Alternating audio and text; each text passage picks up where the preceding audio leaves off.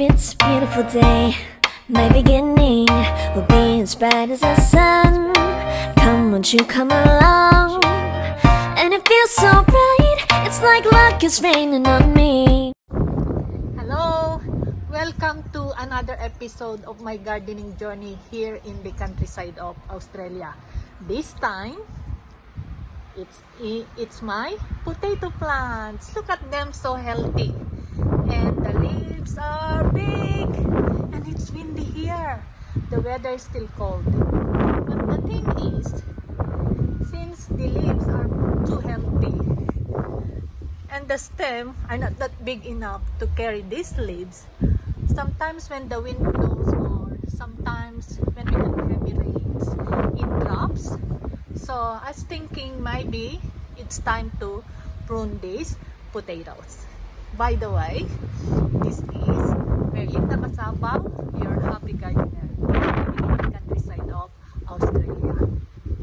So when I prune my potatoes, as if like I gonna cut some of the leaves, I think the potato will have more energy to focus on having bigger potatoes and having a good harvest for me.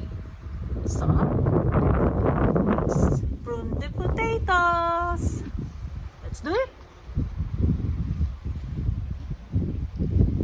I also noticed that some of the leaves are being eaten by insects like this. So I gonna remove those affected leaves so the other plants will not be affected also with those leaves eating insects. Let's do it.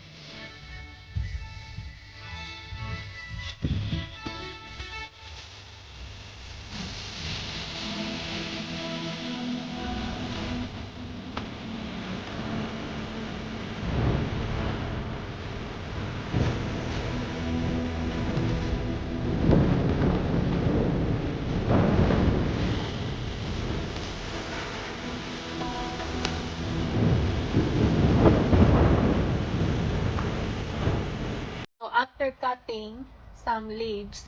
Now I'll gonna cultivate the soil and cover those small potatoes coming out so they have time to grow and have more potatoes. Just cultivate the sand and cover the plants like this. I got these small ones, so if I have small ones like this, I'm just gonna plant it again so they can have more potatoes.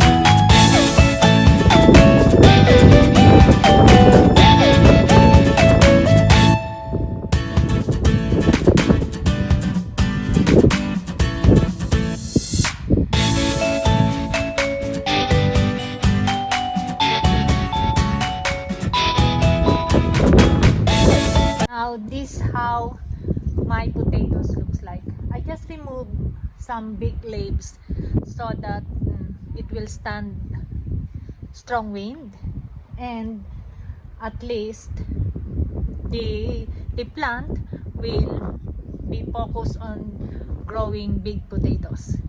And the thing is, I also cultivated the soil because some of the small potatoes are coming out which are not yet ready to harvest. So I cultivated the soil and covered them up. I'll cover them and see what will happen. my gardening here, my gardening technique is just sometimes it's trial and error, but this works for me. And I noticed that I grow more potatoes. The thing is, like, potato is one of our staple food. My husband loves potatoes. We just steam it and have with meat. It's so yummy, especially when it is direct from my garden to our table. By the way, thank you very much for watching. Please don't forget to like, leave a comment, subscribe if you're new to my channel, and ring the notification bell so you get updated of what's happening here in the countryside of Australia. By the way, did you see this gazania I planted? Since I like my garden to have flowers all the time, even in my vegetable garden, I planted some flowering plants. That's the technique, so at least doesn't look like boring. I still have colors and that makes me happy. Thank you very much. This is your happy gardener, Merlinda Kasapag.